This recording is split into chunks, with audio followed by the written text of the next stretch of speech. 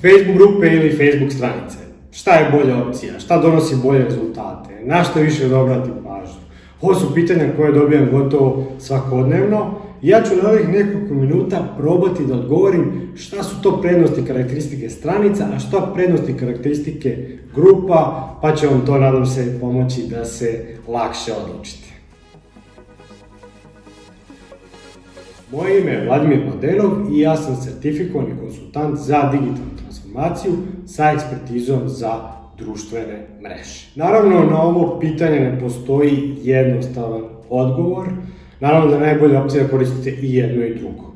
Međutim, nemaju svi ljudi ni mogućnosti, ni vremena, ni kapaciteta da koriste oba kanala podjednako, te je ovo pitanje potpuno razumljivo. Što se tiče Facebook stranica, one su neka vrsta vašeg produženog web sajta. I ljudi koji treba da sarađuju sa vama, vaši potencijalni partneri i kupci, će prvo pogledati vaš web sajt, a posle vašu Facebook ili Instagram stranicu. I zato je bitno da ona bude uredna, aktivna, da sadrži prave informacije, o tome morate voditi računa. Zbog toga je bitno da imate Facebook stranicu. Također, ono što je glavna stvar zašto treba da imate Facebook stranicu je oglašavanje.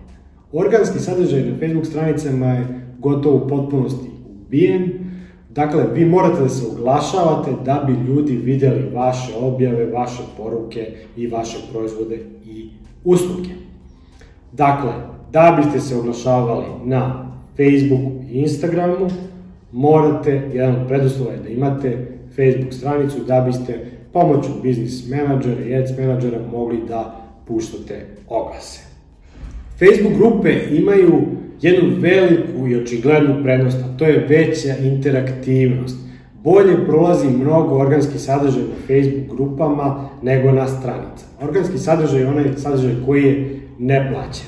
Dakle, ukoliko imate grupu sa 10.000 članova i stranicu sa 10.000 pratilaca, objave koje plasirate mnogo bolje će da prolaze na grupama, imat će mnogo više lajkova, komentara, interakcija generalno. To je prosto zbog samih struktura grupa i zbog toga kako je Facebook zamislio građane zajednice, komunikaciju i slično. Druga velika prednost grupa je što mnogo ljudi može da ostavlja sadržaj. I to je zaista sjajna stvar. Vi na početku, dok se grupa ne pokrene, ne zauka, ćete biti neko ko kreira uglavnom sav sadržaj.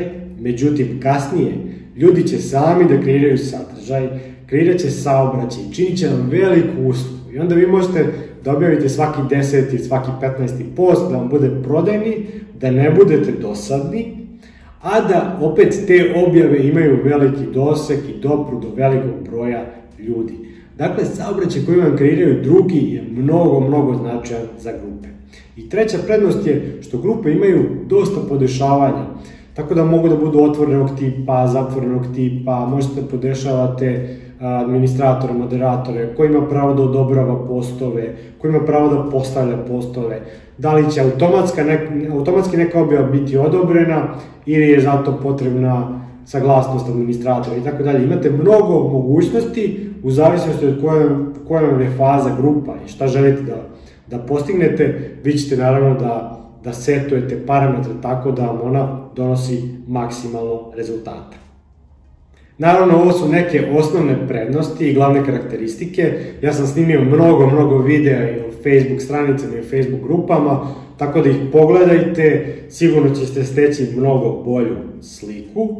Ono što je preporuka, ukoliko oglašavate, ukoliko prodajete, ukoliko vam je bitan kratkoročan rezultat, želite da što više prodate, da vam Facebook bude dodatni prodajni kanal, onda se više fokusite na stranice. Znači, sadržaj na stranicama, kvalitetan sadržaj koji ćete da oglašavate i koji će da vam donosi prodaje. Ukoliko se odlučite za stvaranje zajednice, za koje će vam trebati strpljenja, vremena, truda i tako dalje, što ja smatram da je mnogo bolja opcija, fokusirajte se više na grupe. Imajte stranicu, održavajte aktivno, neka bude informativna, oglašavajte s vremena na vreme, ali se fokusirajte na grupe. Približite se zajednici, neka vas upoznaju, neka osjete vašu energiju, neka ljudi sami pune sadržajem vašu grupu, to je nešto najlepše, i onda ćete izgraditi odnos sa tom zajednicom i onda će ljudi na kraju krajeva i da kupuju vaš proizvod i uslugu. Nadam se da sam pomogao, da sam razrešio neku dilemu dilemu ili potencijalno pitanje. U svakom slučaju pišite u komentarima nešto više o vašem biznisu, u kojoj se fazi nalazite i ja ću vam preporučiti u kojoj meri da koristite stranicu, u kojoj meri grupu. Slobodno ostavite komentar, lajkujte i komentarišite ovaj video, pretplatite se na kanal. Ja vam želim puno sreće i uspeha u onome što radite, a mi se čujemo i vidimo nekom narednom prilikom.